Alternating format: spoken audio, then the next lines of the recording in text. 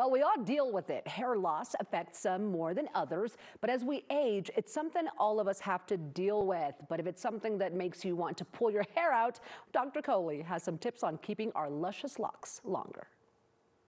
All right, Dr. Kohli, it's great to see you. Hey, your hair looks beautiful today. Thank you, Danny. Yours course. as well. Thank you. Had to pull it back today. You know, we always have to have one of those days. For sure. But I want to talk to you about hair and about hair loss. This is something we've talked about on the show before, but this specifically I want to touch on is hair loss as we age, and if this is something that's normal to lose our hair more often as we get older, and how do we know if it's natural or something that we need to be concerned about? You know, I'm so glad we're talking about this because it's such a common thing, not just as we get older, but even sometimes in young age. Yeah. And we know that we're supposed to turn over our hair. So the way that hair works is we're supposed to shed about 50 to 100 hairs every day, believe it or not.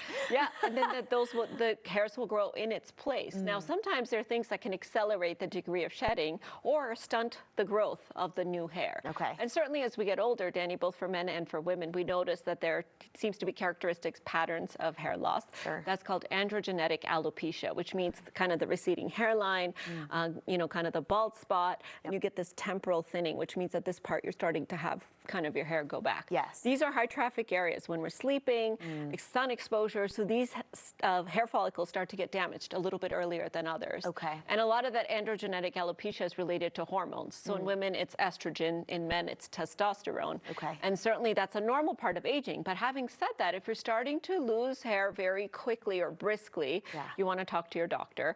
Okay. If you are losing hair and you're too young, you want to talk to your doctor because there are things, the earlier you get it treated, the better the prognosis. If it's coming out in bunches, that's never a good thing. Yes. And that could be your thyroid, it could be something else going on, so you definitely want to address that with your physician. And then if you notice like a bald spot, an oval or round bald spot, not kind of back here where it's androgenetic alopecia, but more off to the sides or something, that's called alopecia areata. Okay. Beta Pinkett-Smith had that and she shared her journey with that.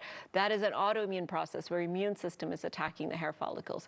So the pattern of hair loss, the rapidity of hair loss, and really how much hair you're losing are the warning signs that should trigger you to talk to a dermatologist. Okay, so something to definitely keep an eye on, especially if you're dealing with any of those. Now, when supplement or vitamin deficiency contributes to hair loss, when exactly does that happen, and do supplements help? Because oftentimes we've heard of things like biotin or, you know, just collagen in general. Right. Do these things help when it comes to hair loss? You know, if you're deficient, they absolutely help. Okay. So I say vitamin D and vitamin B12 are two big ones, especially if you're vegetarian or vegan or spend a lot of time indoors. Those are important. Zinc is another one that can be. So sometimes if you're not sure, I would suggest you talk to your doctor about checking levels and then repleting. If you're not deficient, I think the scientific data is kind of mixed. I'm not sure the collagen supplements or the biotin supplements are really going to help grow hair. Yeah. But certainly if you have a deficiency, I do encourage people to take those supplements, or if they're following like a restricted vegetarian or vegan diet, those can absolutely help. Okay, good to know. Now,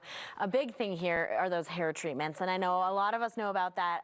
You know, those of us in TV get those done a lot, these hair treatments. Now, do these hair treatments cause hair loss? You know, it's nice to hear that most likely no. Okay, good. So if you're having an underlying process, they can sort of accelerate that. So if the hair was going to fall out anyways and you go to get some sort of a heat treatment or a chemical treatment, it can help the hair to fall out faster. Okay. But it's not necessarily causing the hair to fall out. Okay. Having said that, you want to be really careful about something called traction alopecia, because sometimes we wear, especially as women, our hair in ponytails. Right. And they can be tight ponytails. Yes. And that's actually putting a little tension on the hair follicle. Okay. And if you're sleeping with a tight ponytail, which I would never advise anyone to do, and you're rolling around in bed, you're actually pulling the hair out of the hair follicle. So that traction alopecia is a real thing. So I often tell people very loose ponytail in the top of your head, not in the back, because then it doesn't pull your hair as much. And that will help kind of relieve some of the stress here. And then hair products is another question I often get. Generally, we don't see hair products causing thinning or balding of hair. But if you're doing a lot of backcombing or teasing or breaking of the hair, it's part of your hairstyling process. You want to be mindful of that as well. Yeah, that makes a lot of sense. Yeah, got my loose pony in today. There we go. Now, are there natural treatments that can help with hair growth? I know, again, this is something that a lot of people, you know, maybe Google and go online line, and there are a billion things that come up. So what do you think? Well, the nice thing about our hair is that it grows back, right? And so if we have a real big stressful event in our life, our hair can fall out more quickly, like after COVID or after the loss of a loved one. That's called telogen effluvium. It'll come back. But taking care of your scalp is a really important part of self-care. And it's something we need to do. And, you know, things like scalp massage, which stimulate the blood flow. Essential oils have actually been shown in the scientific literature as well to be helpful. So this is lavender oil, rosemary oil, or peppermint oil. Green tea massages into the scalp. These are all natural ways in which you can help sort of stimulate overall hair growth.